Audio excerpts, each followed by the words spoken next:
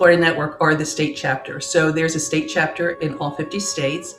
If there is an allegation that a child is a victim of abuse or neglect, Children's Advocacy Center is a safe, child-friendly location where the child can go, where they can receive the services that they need in order to ensure that the victimization discontinues. They just help the children to be able to cope with their feelings, be able to better understand things that are going on around them, and to help them. They have a lot of issues because they, of course, have an abuser, and it helps them to go through their feelings and be able to get those abusers to stop abusing. Our goal is really to educate and support children's advocacy centers, and really to speak for children's advocacy centers at the state and national level. I have always been very grateful for the network of children's advocacy centers to give support to all of those child advocacy centers around the state of Florida. I think that it's made all of our child advocacy centers around the state just that much stronger for the children of our community. This has been a difficult year or two for most of us, not just because of COVID, but because of the increased rate of reports and also the increased severity of child abuse and neglect in Florida. The ultimate goal would be that we would no longer need child advocacy services in Florida, that we could eradicate all child abuse would be the ultimate goal. We all have the same goal of reducing trauma to children and improving their outcomes after an abuse experience. Of course, the number one priority is that child abuse goes away. We have brought more training to the Florida Child Advocacy Centers and their multidisciplinary partners. We've provided training for victim advocates. We've provided training for prosecutors. It provides them with additional skills to work with children and non-offending parents who have experienced the trauma of child abuse or neglect.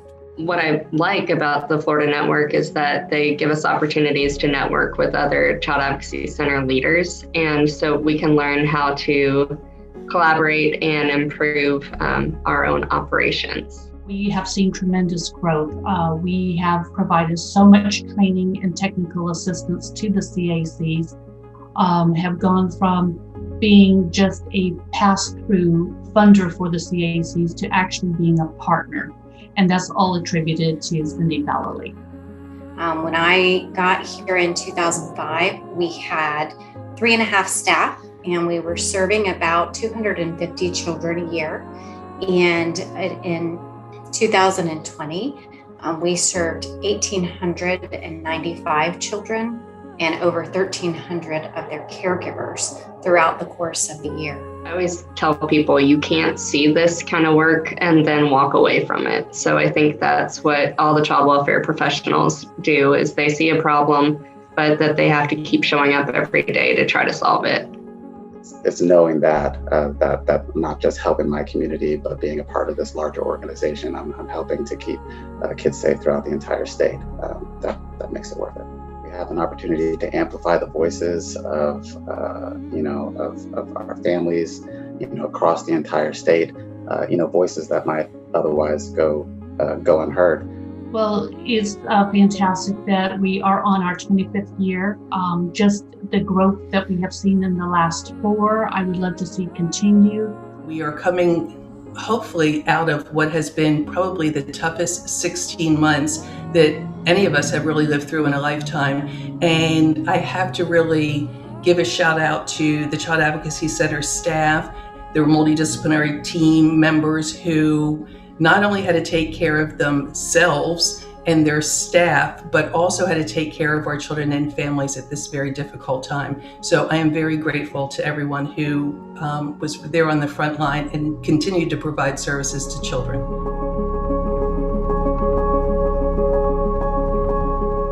And we want to thank our media team, the Flying Ostrich, Lee and his crew, for putting that together for us.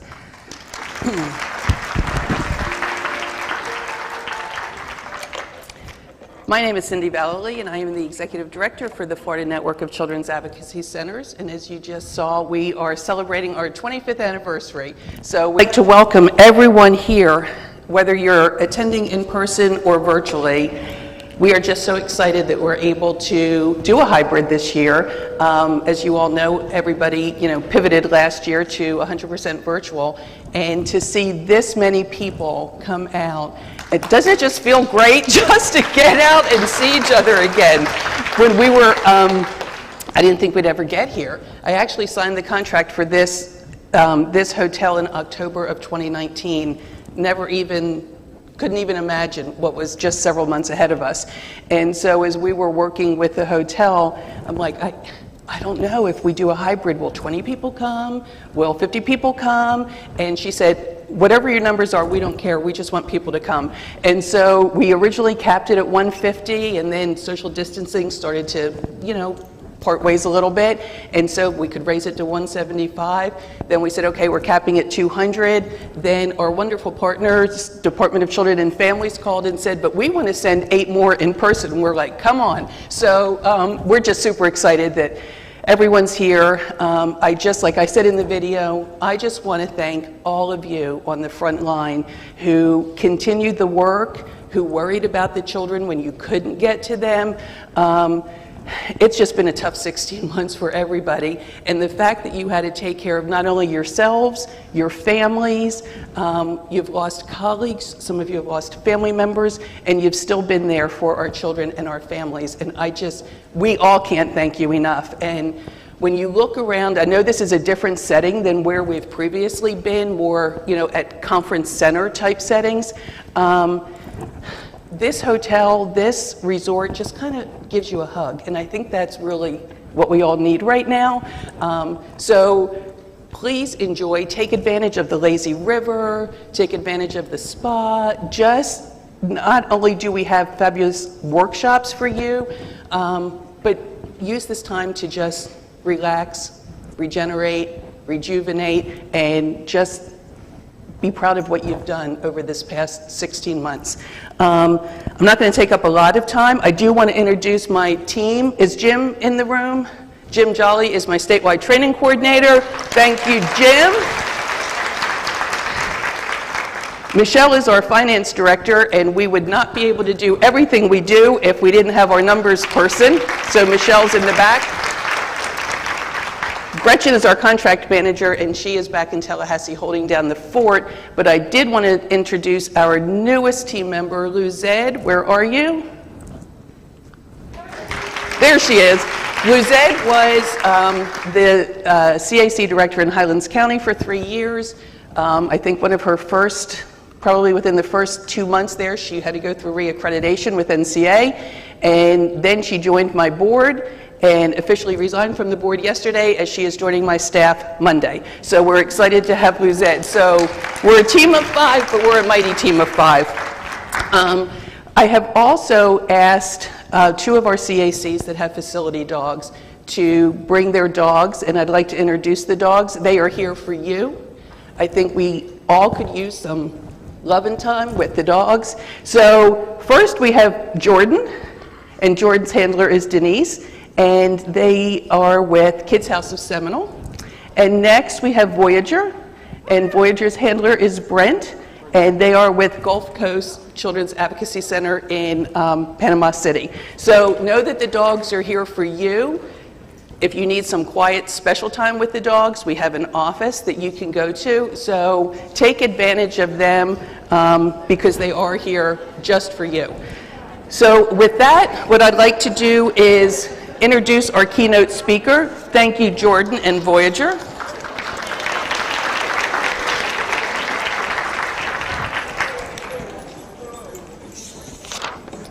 Many of you who have been in this field for any length of time is familiar with our wonderful keynote speaker, Victor Veith. Victor has trained thousands of child protection professionals from all 50 states, 2 U.S. territories, and 17 countries on numerous topics pertaining to child abuse investigations, prosecutions, and prevention. Victor gained national recognition for his work in addressing child abuse in small communities as a prosecutor in rural Minnesota and has been named to the President's Honor Roll of the American Professional Society on the Abuse of Children, better known as APSAC, for those of you who have been around. In 2012, Victor was awarded the Pro Humanitate Award from the North American Resource Center on Child Welfare. Do we have Victor? Do we have Victor on screen? Okay, there he is. On April 23, 2021, the Justice Department's Office for Victims of Crime, a component of the Office of Justice Programs, presented Victor Veith with the Victims' Rights Legend Award. This award recognizes an individual whose work over an extended period of time has resulted in positive and substantial change in the field of victim advocacy and/or victims' rights.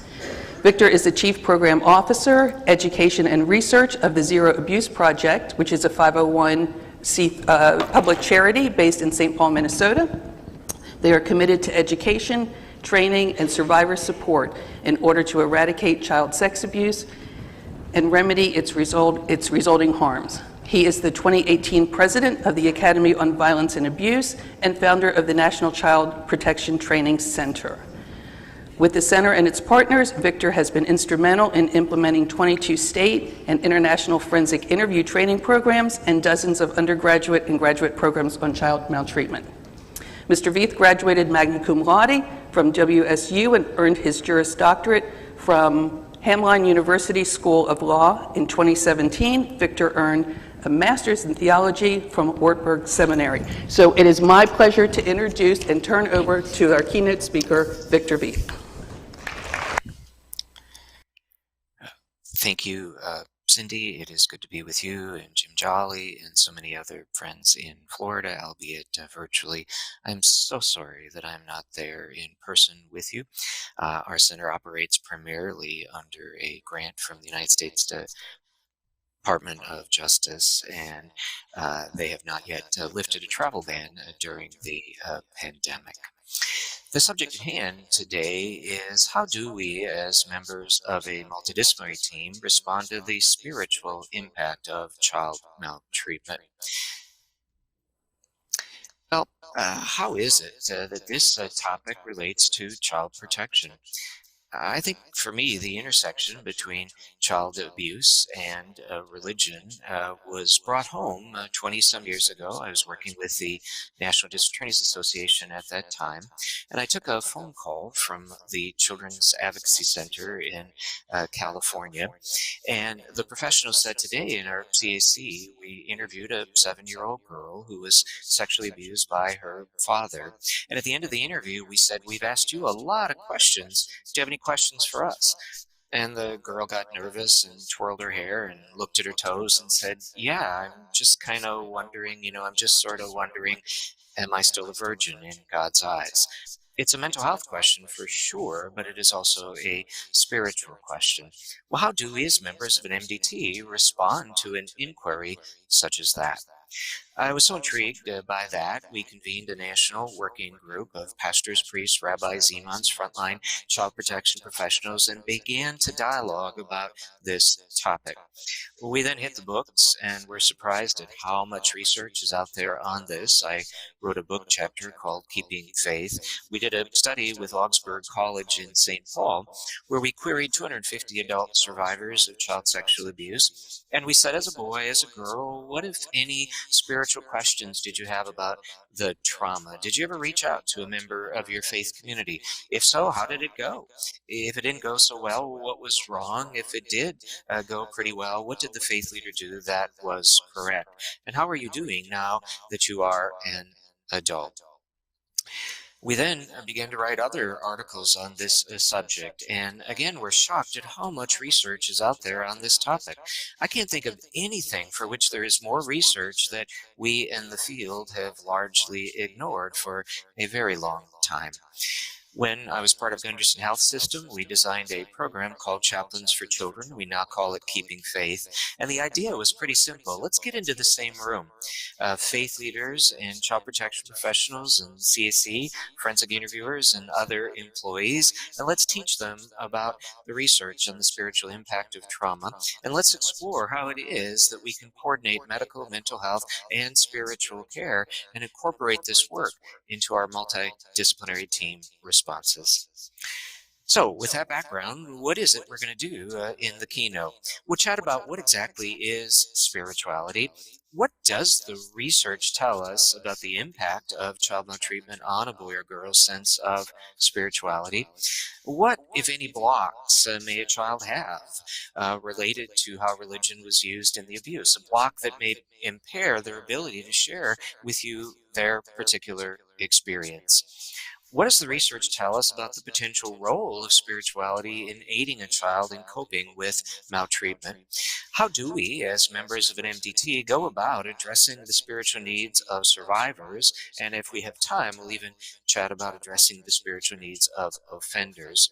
There's plenty of room for faith leaders and CACs and other MDT professionals to work together to prevent abuse, and we'll chat some about creative things that are unfolding across the country in that regard. What exactly is spirituality? It is a very personal concept. If I asked each of you in the room or participating in the Zoom call today, we may get several hundred different answers to it. Here are a couple of academic definitions. The Oxford American Dictionary says it relates to a religion or a religious belief. It relates to or affects the human spirit or soul as opposed to material or physical things. Well, if you don't like that definition, we can discard it. We won the Revolutionary War. We don't, per se, have to listen to Oxford anymore. The bottom definition comes from Dr. Donald Walker, who in a minute we'll see is the leading researcher on the spiritual impact of child maltreatment. He has a broader definition. He defines it as a search or a quest for the sacred or a private, personal, affective experience with the divine. Generally speaking, academics make a distinction between religiosity and spirituality.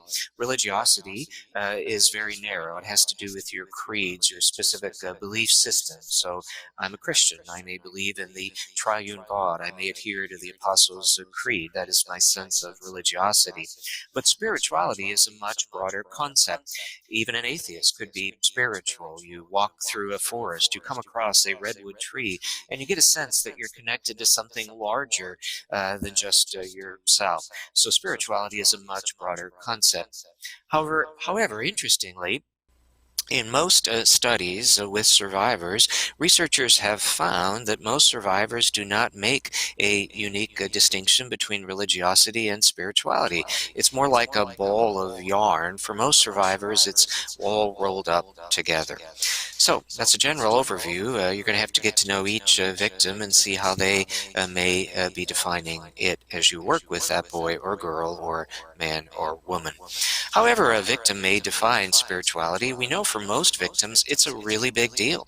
Way back in 2009, the American Psychological Association published this literature review. And at that time, the APA said there are 34 major studies involving the abuse of more than 19,000 maltreated children. And most of the children in these studies are impacted spiritually. Well, how does that manifest itself? This study is illustrative, where they intersected with 527 victims of child maltreatment. Some were beaten, some were sexually assaulted, some were emotionally abused. Many were all of the above, because we know from ACE and polyvictimization research that a child who is abused in one way is typically abused in multiple ways. Every single child in this study, every single one of them, was impacted spiritually, which manifested itself in feelings of guilt, anger, grief, despair, doubt, afraid of dying, a belief that God is unfair. What on earth are we talking about? Some years ago, I was part of a team that was asked to investigate physical and sexual abuse in a Christian boarding school in Senegal, Africa. And in that assessment, I saw the research come to life before me. I interviewed a man who said, "Victor, do you think that God understands ACE research?" And I said, tell me about that. And he said, well, I understand ACE research. I was beaten on this compound. I was raped on this compound. One day they pulled out a tooth without any Novocaine. All of my friends were beaten or raped. My very best friend killed himself on this compound. So I get it. I get it. I got an A score through the stratosphere.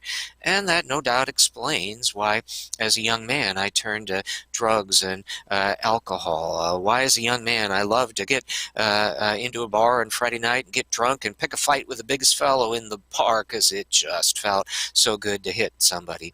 It explains, no doubt, why I wasn't faithful to each of my three wives. It's like I wanted all of those marriages to fail. But the worst thing I ever did, Victor, the absolutely worst thing I ever did is I killed somebody.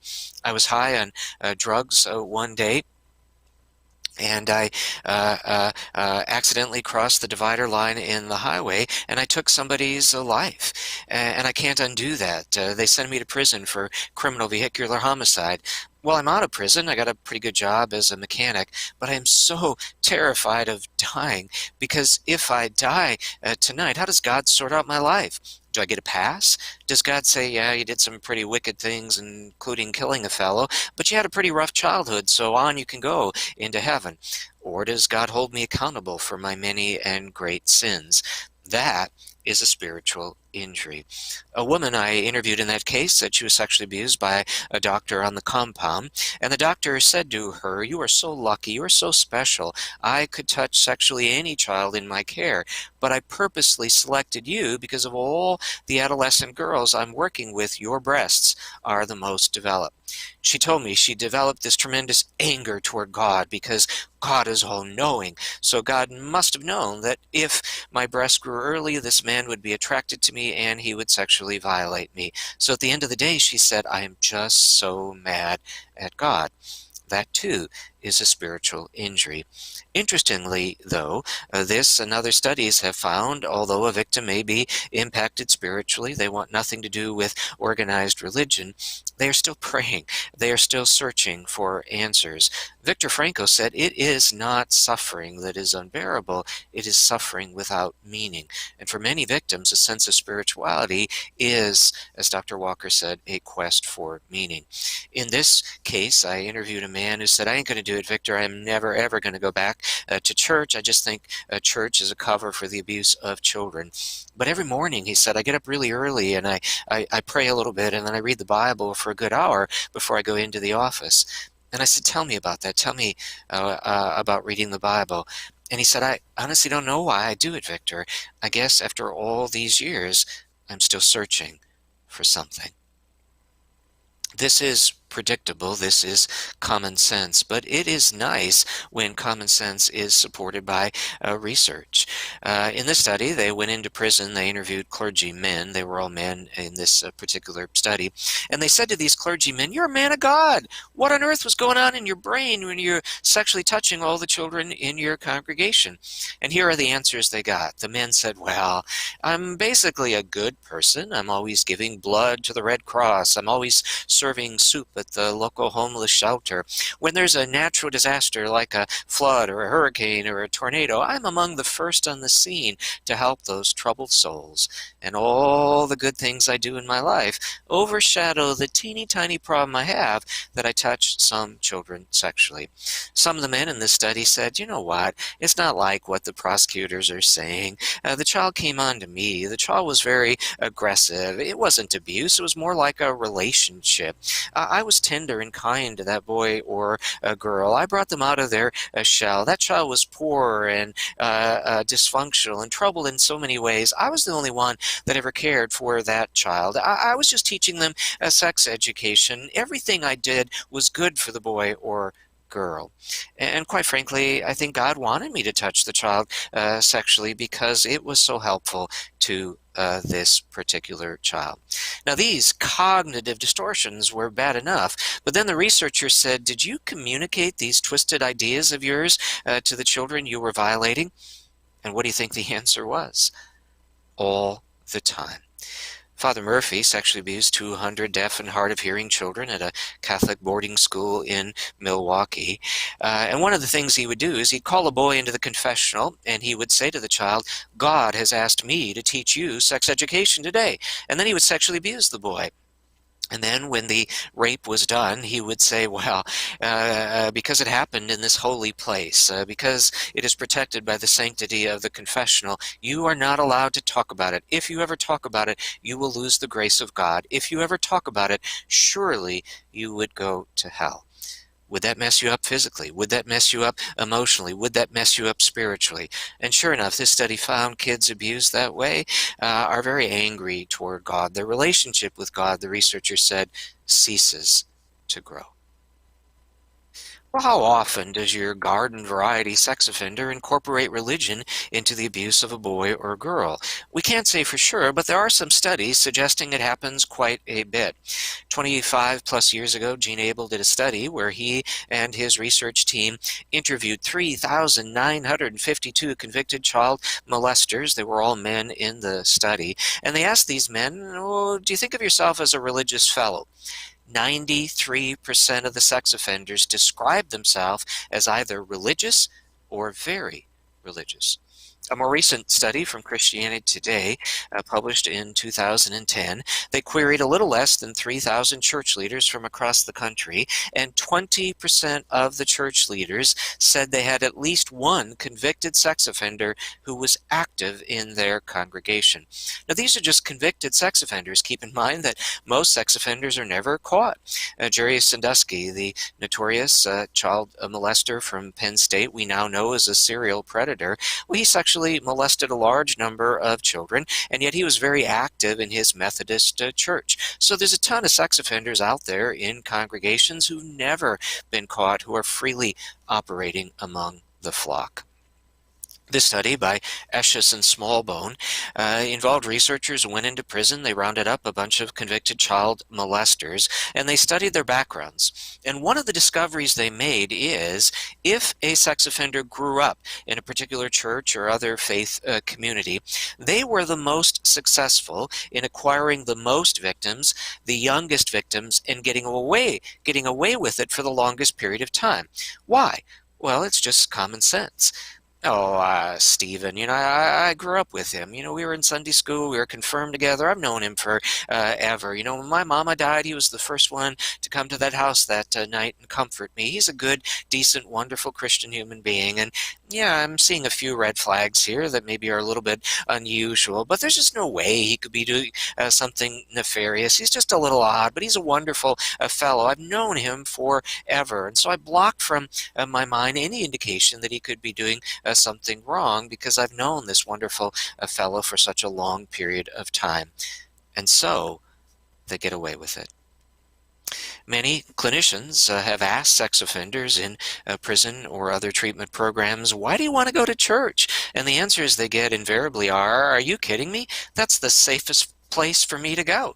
They don't have very good child protection policies, and a lot of them don't have any policies. And even if they do have kind of good policies, they never accompany it with training. And without training, there ain't no way that policy is going to stop me from violating a child. And even if they do catch you, even if they catch you red-handed, you know what? They're so gullible. If you're really good at crying and mouthing the magic words of repentance, there's a really good chance they will not call it in to the police. They're going to keep me in the flock. I'm not saying that. Convicted sex offenders are saying that in treatment programs and some research studies. Lori Goodstein from the New York Times some years ago did a series of articles about Father Murphy, who sexually abused so many children at that deaf and hard of hearing school in Milwaukee, and identified how often he would incorporate a religion into the abuse of the victims, and that led to keeping so many of the victims quiet for a very long period of time. This, though, is not a Catholic problem. This is a problem in all faith communities. Whatever your faith tradition is, send me a private message sometime or reach out to me on Facebook or via email, and I guarantee I have consulted on cases of sex offenders in your particular faith tradition. I am a Lutheran, so let me pick on the Lutheran Church for a while. Those of you who are old timers in the field, you no doubt will remember Ralph Underwager. He is now deceased, but he was a mental health professional who often would come into criminal courts of law and testify on behalf of accused sex offenders and attack the credibility of victims making an outcry. Well, we prosecutors were kind of wondering where Ralph Underwager was coming from, and eventually we discovered there was something he did that didn't show up on his curriculum vitae. He and his wife, Helita Wakefield, who still testifies in criminal courts of law across the country, they gave an interview in the Journal of Pedophilia, a scholarly journal to try to convince folks that it's not necessarily harmful to a child to sexually assault them, a journal that thankfully no longer exists. Well, in that interview, Dr. Underwager is quoted as saying, pedophiles got to be more positive. They got to make the claim that pedophilia is an acceptable expression of God's will for love and unity among human beings. Underwager was not only a mental health professional, he was an ordained Missouri Synod Lutheran Church minister. Now, I have no interest in speculating why he gave this interview or why he made statements such as this. My point, though, is that he made it. He made the statement in a journal primarily read by pedophiles, and how many of them quoted Ralph Underwager to their victims saying, see, even this Lutheran minister says it's not necessarily wrong, not necessarily sinful, as long as it's loving and tender. Here's an example in a Protestant church of a megachurch minister who incorporated religion into the abuse of a child. As we go through this case study, see if you can spot how the research comes to life, how he incorporated religion and the impact spiritually it had on the girl. And think about it, if you're an investigator, a forensic interviewer, a prosecutor, how would you address this dynamic throughout the investigation and the prosecution? How would you, as a mental health provider, address the needs of this particular victim? Think about that as we discuss this case study. Jack Scapp was a megachurch minister in Indiana, and according to the federal government, he picked a girl victim who, according to the government, was particularly susceptible to this offense because of her mental health at that particular time. She was engaging in destructive behaviors such as cutting. She was a neon flashing light of a child who needed help.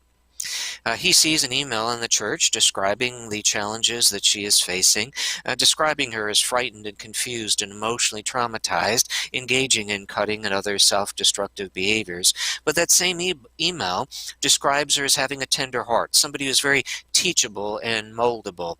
If you've ever worked with a sex offender, you know this is the perfect victim for somebody inclined to violate a child. And sure enough, Pastor Scapp springs into action. He begins to counsel the girl.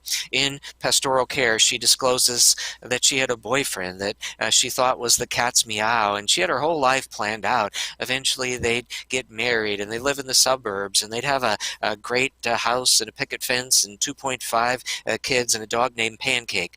Not a dog named Pancakes, I just threw that in. Had her whole life planned out. And then she learned this boyfriend wasn't the cat's meow. He wasn't a very good boy or a very good friend at all. And so now she is crushed by this. And she is sharing this information with Pastor Scapp. He very quickly transitions from her pastor to her friend to sexually abusing her in 3 different states, which is why it becomes a federal crime. When the federal authorities investigate, they discover correspondence between Pastor Scapp and his victim. This is a letter he wrote to the victim. Look at how he incorporates religion into the abuse. He says to the girl, "You opened your heart wide to me. You made me more than a pastor. You made me your friend, your confidant, your beloved. In our fantasy talk, you have affectionately spoken of being my wife. That is exactly what Christ desires for us. He wants to marry us and become eternal eternal lovers. Oh, I tried craftily to catch your heart. Thank you for the privilege of helping a struggling teenager. You have such a wonderful life ahead of you. I must be careful not to spoil that with my selfish fantasy desires. When we get scared, Jesus sends His Spirit to live within us. I must follow the example of Christ. I have espoused you to Him as a chaste virgin.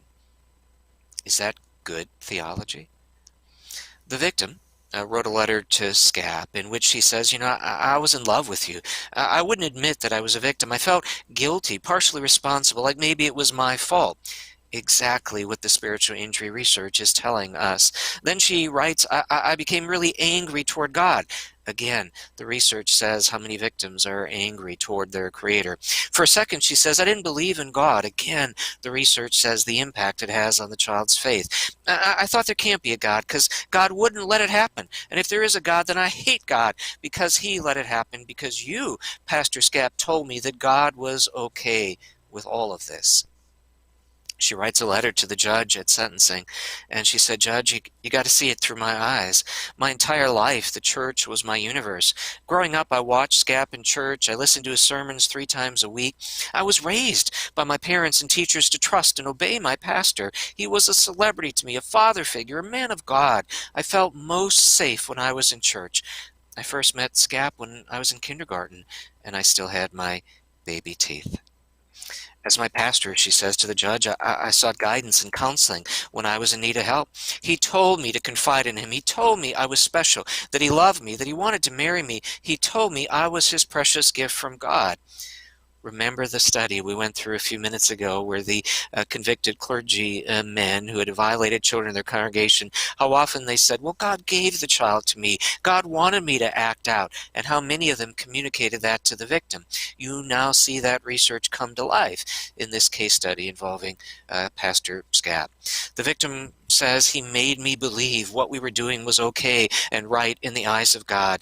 Oh, I felt so special when he texted me from the holy altar during his sermons. How would you conduct a forensic interview with this victim? How would you conduct an investigation? How would you provide medical or mental health care? How would you prepare this child for court? What can you, as a multidisciplinary team, do in response?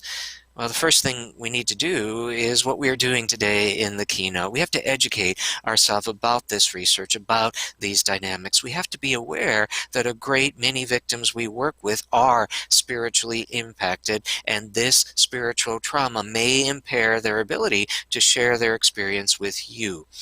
We know from research that 50% of sexually abused children lie during the forensic interview and say, I don't know what you're talking about. I don't know why I've got a sexually transmitted disease. I was never violated.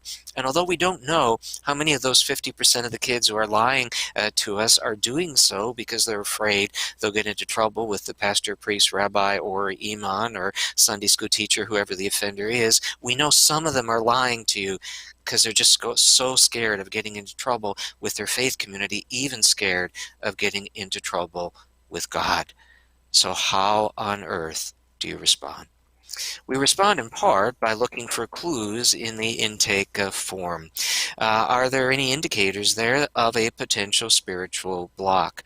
I consulted on a case in your state of Florida a number of years ago where a teacher in a Christian school is looking for a girl who did not come back from recess and discovers her crying in the bathroom and says, hey, what's up? What's wrong? Tell me why you're hurting today. And the girl says, quote, I just think God is so mad at me. And the teacher says, why? Why do you think God is mad at you? And the girl goes on to describe that there is a teacher at the school who is sexually assaulting her. And the educator who receives this information appropriately complies with the mandated reporting statute in Florida and calls it in to the authorities. Well, if that's your intake, you know even before you do the forensic interview that there's a really good chance that religion was incorporated into the abuse and that spiritual injury is present in the girl saying, I just think so much that God is mad at me, and that might in some way impair the ability of the child to speak with you. You know that going into the interview. Also pay attention to the setting of the abuse. If the child in the initial outcry to a friend or a parent or whoever is receiving the initial information indicates that the perpetrator is a priest or a pastor or a rabbi or another religious leader, there's a really good chance that religious leader, just like Pastor Scap, incorporated religion into the theme of the abuse, and the child is traumatized as a result. If the child indicates that the abuse happened in Sunday school or inside a church or inside a synagogue or a temple, just the setting is a really good clue that there are probably spiritual injuries in play. Do you know anything about the child victim's belief system before you conduct the forensic interview? Here, small towns often have an advantage over larger communities. Some years ago, detectives in the state of Missouri called me, and they heard a workshop similar to the one I'm giving you today, and they called me a few days later and said, "Hey Victor, sorry to bother you on a weekend, but we kind of think we got one of those spiritual injury cases that you were talking about in the workshop last week, and we could really use your advice." I said, "Sure, what do you got?" And they said, "Well, we got a church led by a very charismatic preacher, and apparently every Sunday he plays very emotional music, and he encourages parishioners to stand up and confess in front of the whole congregation their particular sin, and then he pronounces God's forgiveness." Well, apparently today in church, a fellow stood up and began to cry and said, "I've been touching sexually all of my children." And the pastor replied by asking each of the children to stand up and confess their own role in their own sexual abuse. And then it got even worse. The pastor pronounced forgiveness on all of them, and he said to the children and everybody else in the congregation, "This is all washed away in the blood of the Lamb. Don't you talk about it. Nobody here is allowed to talk about it. If you talk about it, surely you will go to hell, because it shows you are rebelling against the grace of Christ." Well, thankfully, 3 or 4 men in the church that day got out into the parking lot, and they said, "I don't know about you, but I ain't ever going to this church again." And before we all go out for our Sunday brunch at Perkins, what do you say we all swing by the police station and tell them what happened this morning in church? So to their credit, a handful of men drive to the local police station, and they say what happened in church. And they say to the detectives, the good news is he confessed to raping all 4 of his kids, and we are 4 witnesses who will testify against him. The bad news is, before you talk to the victims, the pastor said they're all going to go to hell if they talk to you about it. Anyway, good luck, detectives. We'll all be at Perkins. You got any follow-up questions? Well, the detectives called me and said, "Gosh, how do we do forensic interviews when these kids think they're going to go to hell if they talk to us? What do we do, Victor?" And so we brainstormed for a bit, and eventually this was our game plan. Normally, we start our investigation with the forensic interviews, with the outcry, but there's no law that says we have to do it. Here, because of the unique way this case came into the system, why don't we start backwards with our confession? So they actually then call in the suspect first, and he repeats the confession he gave in church that day. So now they got a solid confession directly from the mouth of the perpetrator. They then swing by the church and they say, "Hey, we talked to old Joe. He told us he's been raping his kids, and he told us he confessed to you, and then he told us that you said that he and nobody else should talk about it. And I just want to show you, Pastor, our mandated reporting laws, and we want to bring you up to speed on aiding and abetting a crime after the fact, and just general statutes here you might have violated with your little sermon this morning. I don't know how the prosecutor is going to view it, but I'm sure it'll go better if you agree that you really had a bad day, and of course these kids can talk about it and their salvation is not at stake." And the guy quickly backs down. Yeah, you're right. I don't know what I was thinking. Of course you can say to everybody that I made a horrible mistake, and I'll even tell that girls directly if you write. Sorry, I'm getting some text. I just want to make sure you guys are still hearing me. So the pastor falls on his sword and says, "Yeah, I really messed up." Then when they eventually do the forensic interviews, they say, "Hey, I just want you to know I talked to your dad, and he told us what happened in church. And I also talked to your pastor, and he said he made a really big mistake by saying that people can't talk about it. So I just want you to know up front that we know what happened in church today, and your pastor said it's okay to talk to us."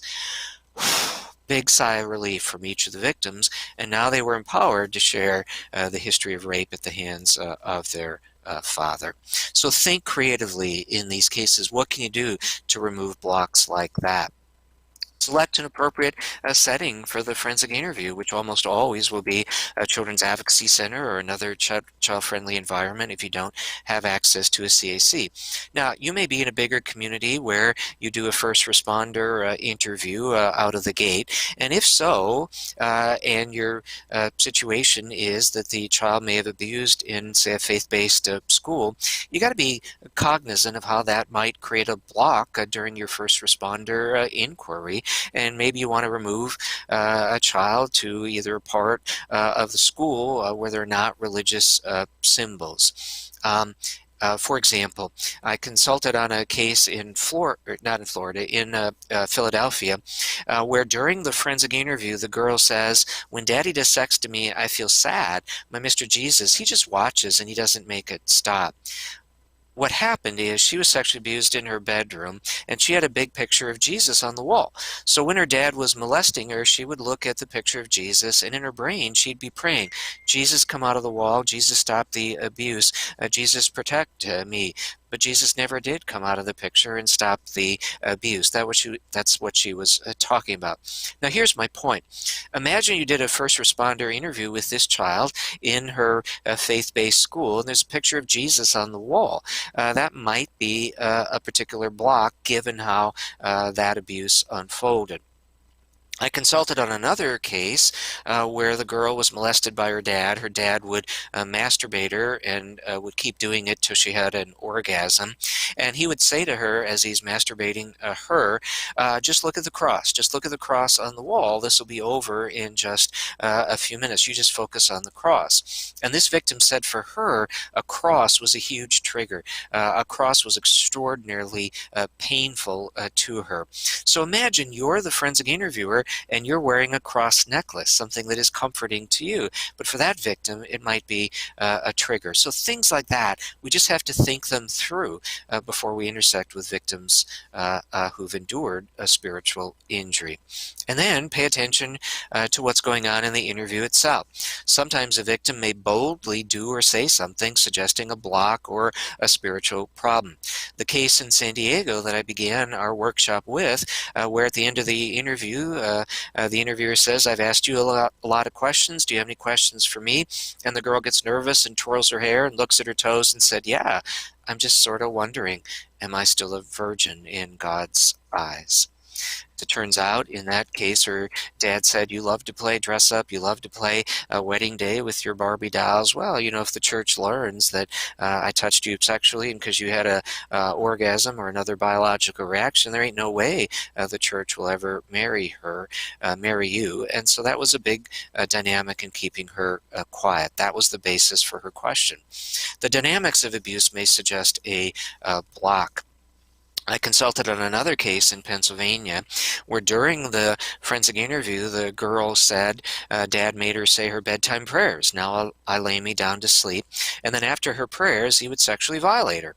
And then when the abuse was done, he would say things like, "See, God is perfectly okay with what we did because you just prayed, you just asked for God's protection, and yet God didn't stop the abuse. So God is absolutely okay with what we are doing."